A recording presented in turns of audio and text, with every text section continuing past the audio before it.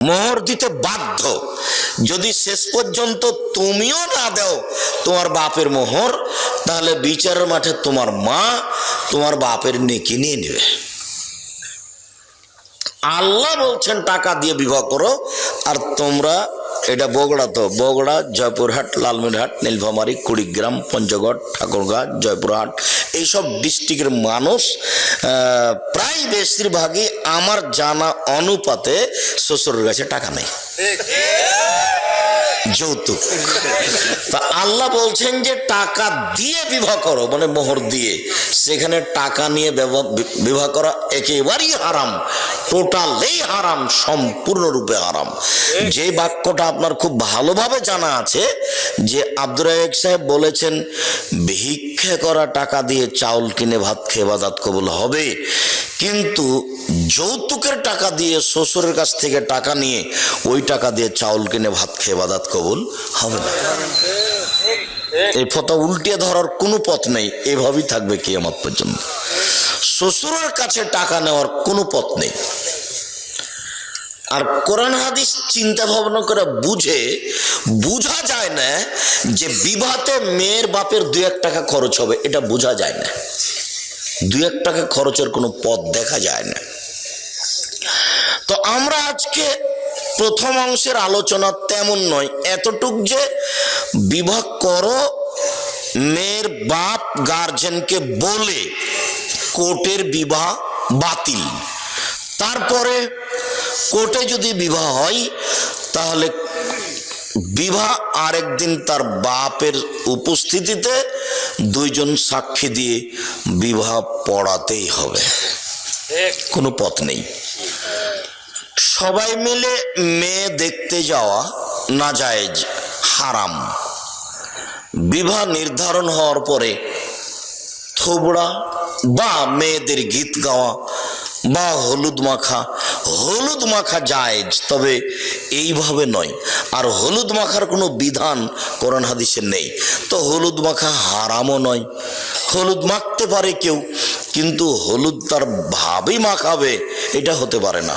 তাহলে বিবাহের সূচনাতেই জেনা। হলুদ তার খালাতো বোন, মামাতো বোন, চাচাতো বোন মাখাবে, তাহলে বিবাহের সূচনাতেই জেনা। একজন মহিলাই আর একজন মহিলার গায়ে হাত লাগিয়ে হলুদ মাখাতে পারে না, তো একজন পুরুষ যুবক পুরুষের গায়ে হাত লাগিয়ে ভাবি, খালাতো বোন, মামাতো বোন কি করে হলুদ মাখাতে পারে? এর চেয়ে নোংরা, ন্যাক্কারজনক, জঘন্য, বর্বর কাজ আর কি হতে পারে? আমি এখানে যেটা বলেছি সেটা আপাতত বগুড়ার কোনো খবর আমার জানা নাই, যদিও বগুড়াতে বিবাহ শাদী আমাদের পরিবারেরও হয়েছে, কিন্তু আমি গাইবান্ধার বাস্তবে একটা দেখেছি, গীত সেখানেও আছে। কিন্তু চাঁপাইনবাবগঞ্জের সাথে একটা অবাক অমিল, সেটা হলো গাইবান্ধায় দেখেছি, রংপুরে দেখেছি যে বিবাহ পড়ানোর জন্য ভিতরে গেছে কয়েকজন। মেয়ের কাছে বিবাহ পড়ানো না যায়, হারাম, মেয়ের কাছে বিবাহ পড়াতে হবে না। মেয়ের কাছে বিবাহ রাজশাহী, চাঁপাইনবাবগঞ্জেও পড়ায়। ওখানে গিয়ে বলে অমুক নিবাসী অমুক এত টাকা নগদ, এত টাকা বাকিতে তোমাকে বিবাহ করতে এসেছে, তুমি তাকে স্বামী সত্ত্বে কবুল করো। তখনও বলে কবুল করলাম। ওখানে 3 বার কবুল করার পরে এই মৌলানা সাহেব আর এই 4-5 জন লোক এই বরযাত্রী যেখানে আছে সেখানে এসে দাঁড়ায় সালাম দিয়ে। তখন বসে থাকা লোকগুলো বলে আপনারা কে?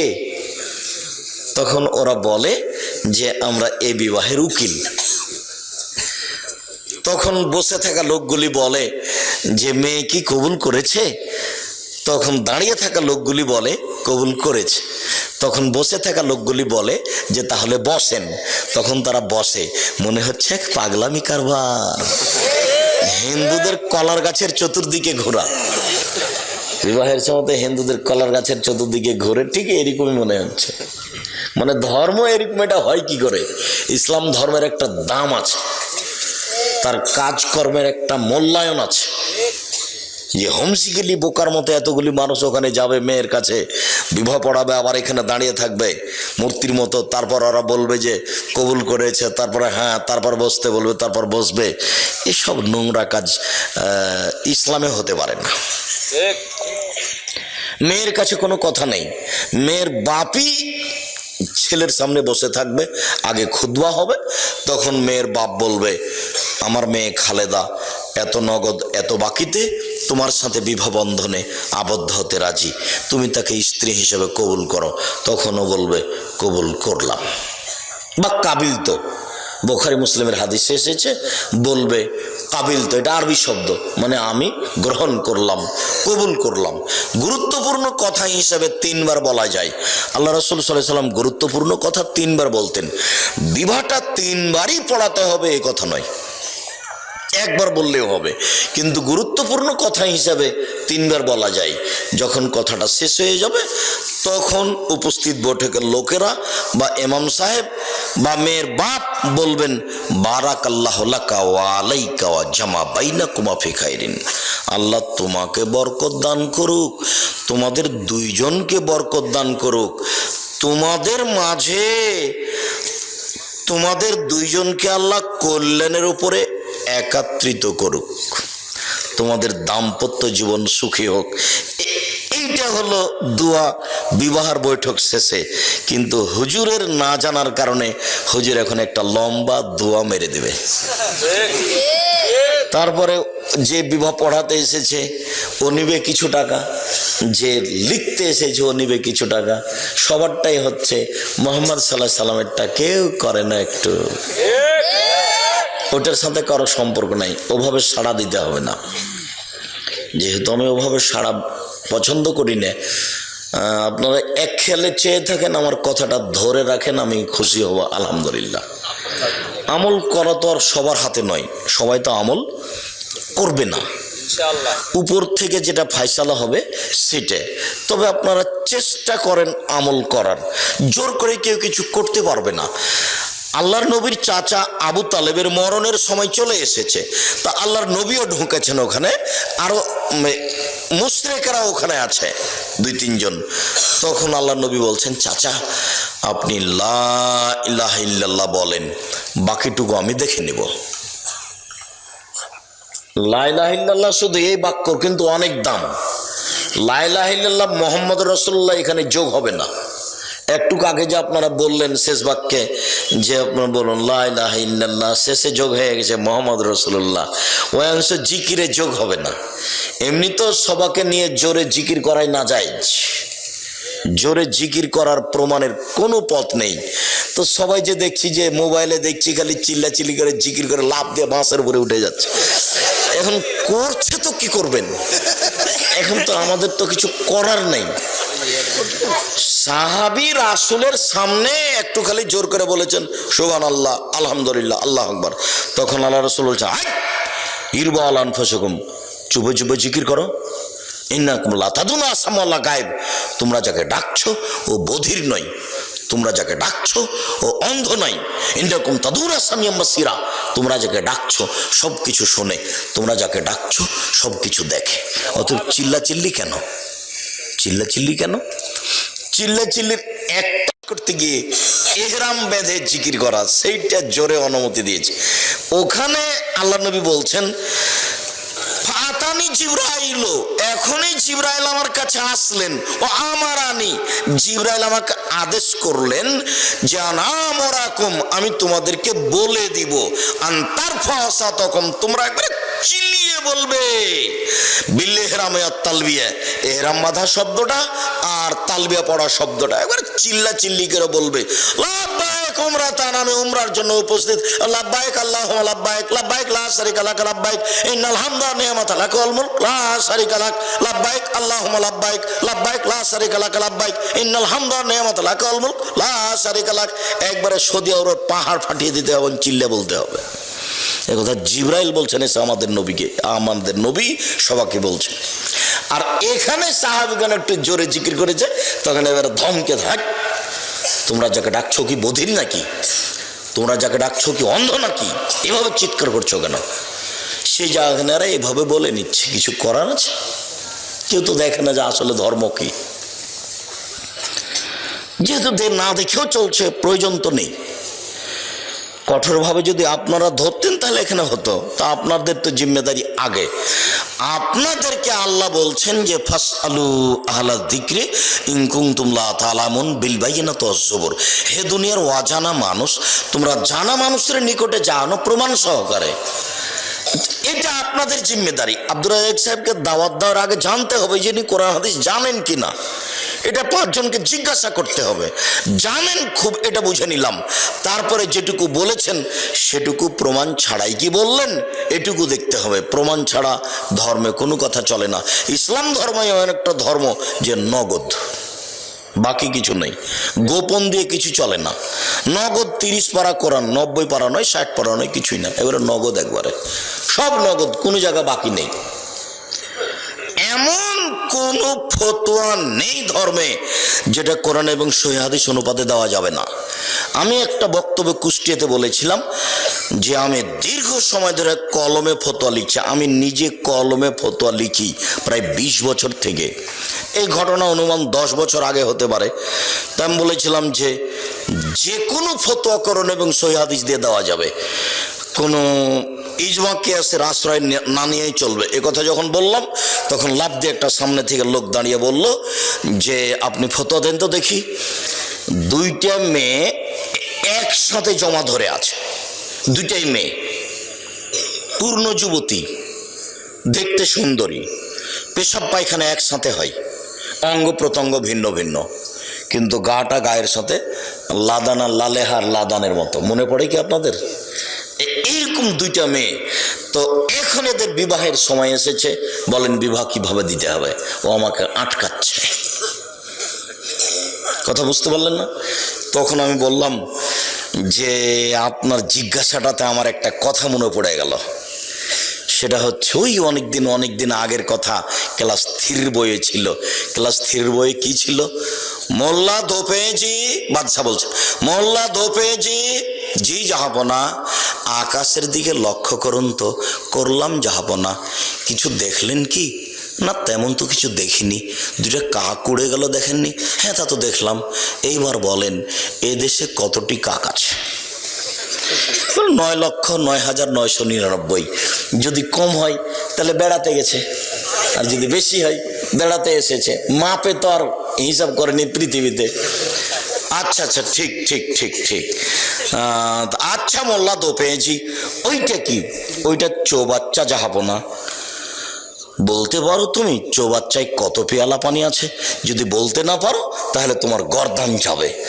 তা যাক জাহাপনা, তবে প্রশ্ন একদম সোজা, একদম সহজ। পেয়ালা যদি চৌবাচ্চার সমান হয় 1 পেয়ালা, যদি অর্ধেক হয় 2 পেয়ালা, 4 ভাগে 4 পেয়ালা, 8 ভাগের ভাগে 8 পেয়ালা, 16 ভাগের ভাগে 16 পেয়ালা। আরে থামো থামো থামো, যা তোমাকে আজ মোরগ মুসাল্লাম খাওয়াবো। তো ঠিক এরকম হয়ে গেছে আপনার জিজ্ঞাসা। আপনার জিজ্ঞাসা তো জটিল নয়। আল্লাহ বলেছেন লা ইউকাল্লিফুল্লাহু নাফসান ইল্লা উসআহা। মানুষ যেটা করতে পারবে না এরকম বিধান আল্লাহ মানুষের উপরে চাপাবেন না। আপনি এখন বড় ডাক্তারের কাছে আশ্রয় নেন। বড় ডাক্তার যদি বলে যে পৃথক করা যাবে, করতে হবে। যদি বড় ডাক্তার বলে পৃথক করা যাবে না, তো একজনে বিবাহ করুক, তাতে আসে যায় না। এবার আপনি দেখান কে বিবাহ করতে চাচ্ছে, মেয়ে 2টি কোথায়? কোনো পথ নেই। যে কোনো ফতোয়া আমার 20 বছরের অভিজ্ঞতা বলছে, আমার 20 বছরের অভিজ্ঞতা বলছি, যে কোনো ফতোয়া কোনো ফেকার আশ্রয় নিতে হবে না ইনশাআল্লাহ। কোনো কেয়াসের কোনো কিছুরই আশ্রয় নিতে হবে না। আপনি কোরআন হাদিস দিয়ে বলতে পারবেন, কোনো সমস্যা নেই। আমার 20 বছরের অভিজ্ঞতা বলছি, 2-1 দিনের নয়, আর হঠাৎ করে নয়। আর অভিজ্ঞতা শুরু হয়েছে বগুড়া থেকে। সর্বপ্রথমে আমি 90 সালে বগুড়া ফতে আলী মসজিদে, ওই যে ফতে আলী ব্রিজের ওখানে যে মসজিদটা ছিল, ওখানে দাওয়াতের জন্য আসতাম। ওখানকার লোকেরাই যে টিয়া ভাই এখনো আছে, আমাকে পথ খরচ দিত 20 টাকা, তারপরে 50 টাকা, তারপরে 100 টাকা, তারপর 200 টাকা, তারপর 300 টাকা, তারপর 500 টাকা। এগুলো তাদের পথ খরচ। এখনো পাশে বসে আছেন সেকাল থেকে 90 সাল থেকে। যদি কোনোদিন আমার মুখের চোখটা একটু দুর্বল হয়েছে টাকা কম দেখে, এটা প্রমাণ যদি করে দিতে পারেন, আমি জাতির সামনে কোনোদিন বক্তব্য দেব না। একটু কেমন কেমন লাগলো আব্দুর রাজ্জাক সাহেবকে দেখে। টাকা তো কম দিলাম, তো মনে হলো মুখটা যেন কেমন কেমন মনে হলো। এটা প্রমাণ করতে পারলেন। একবারে সূচনা থেকে তারা আছেন, একেবারে সূচনা থেকে। সর্বপ্রথম যখন এসেছি বগুড়ায়, আল্লাহ আল্লাহর কসম, আল্লাহ আল্লাহর কসম, আল্লাহ আল্লাহর কসম, আপনাকে আমি ফাঁকি দিতে আসিনি। আমার বুঝ অনুযায়ী আমি কোরআন এবং সহিহ হাদিসের কথা বলে থাকি, বলবো ইনশাআল্লাহ। সম্মানিত দিনী ভাই বোন, আরেকটু জরুরি কথা যে বিবাহের এইসব নিয়ম নীতির পরে, বিবাহ পড়ানোর পরে বর কনেকে নিয়ে যেসব কিছু করা হয় বরের বাড়িতে কনের বাড়িতে, এগুলো সব হারাম। বিবাহ পড়ানোর পরে একটা কাজ আছে, সেটা অলিমা। এটা মেয়ে ছেলের বাপের বাড়িতে হবে। আর অলিমাতে শুধু ধনী মানুষকে যদি দাওয়াত দেওয়া হয়, গরিব নিঃস্ব ফকিরকে বাদ দেওয়া হয়, তাহলে ওই খাদ্য ড্রেনে ফেলে দিতে হবে, কুকুরে খাবে। কেন আব্দুর রাজ্জাক সাহেব এভাবে বললেন কেন? আল্লাহ নবী বলেছেন, আশারত আমিন, সবচেয়ে নিকৃষ্ট খারাপ খাদ্য ওই খাদ্য যেই খাদ্যে শুধু ধনীদের দাওয়াত দেওয়া হয়েছে, গরিবদের দেওয়া হয়নি।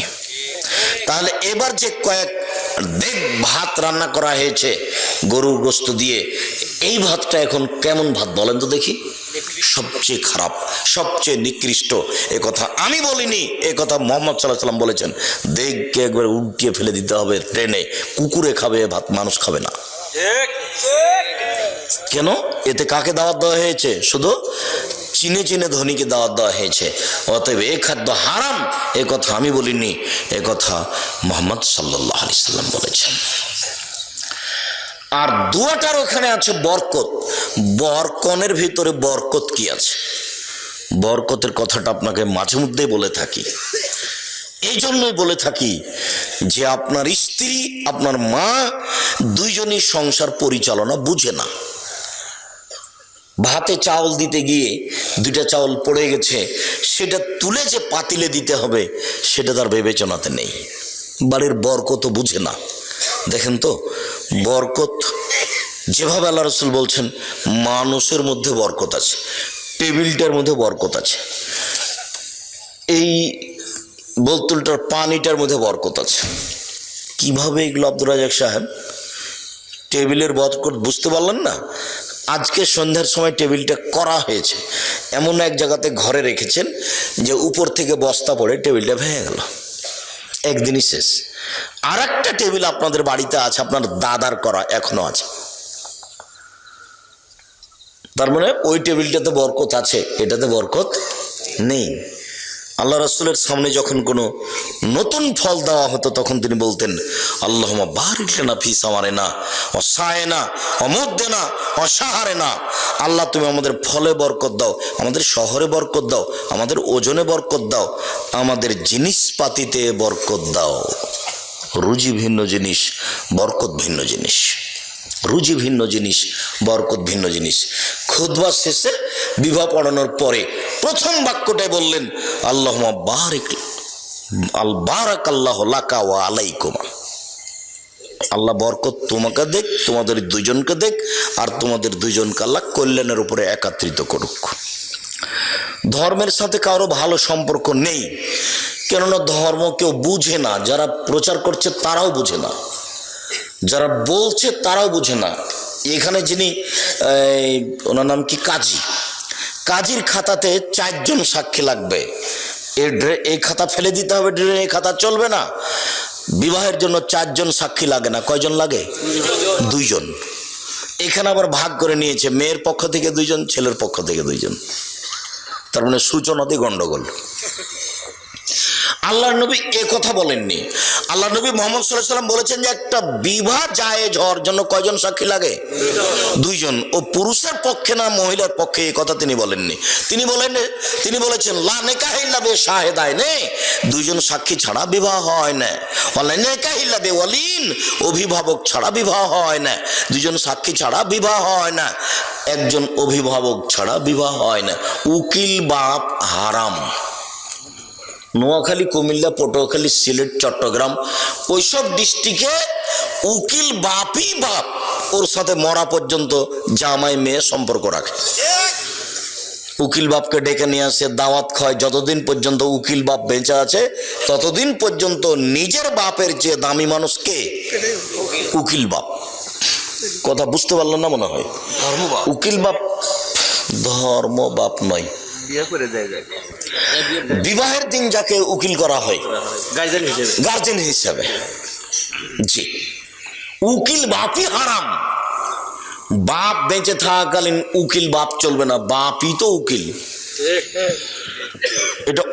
এটা আরবি শব্দ, যার হাতে বিবাহটা সমর্পণ করা হয়েছে। তো আল্লাহর নবী বলছেন যে বিবাহ সমর্পণ করা আছে বাপের হাতে। তো বাপকে বাদ দিয়ে জ্যাঠো কি করে এখানে উকিল হয়ে গেলেন? গ্রামের মলু কি করে উকিল হয়ে গেলেন? সেই উকিল বাপই চলছে বাকি জীবন। বাপ হিসাবে তাকে সম্মান করা, তাকে সময়ে কাপড় চোপড় দেওয়া, এইভাবে কত ডিস্ট্রিক্টে বাংলাদেশে, ভারতে, পাকিস্তানে উকিল বাপ চলছে। উকিল বাপ হারাম। বিবাহে কোনো উকিল বাপ ঢুকতে পাবে না। বিবাহের পরে যেটা সেটা অলিমা। এরপরে ছেলে মেয়ে জন্ম নিল, তাদের ব্যাপারে চিন্তা ভাবনা। আমরা আপাতত প্রথম অংশ শেষ করলাম।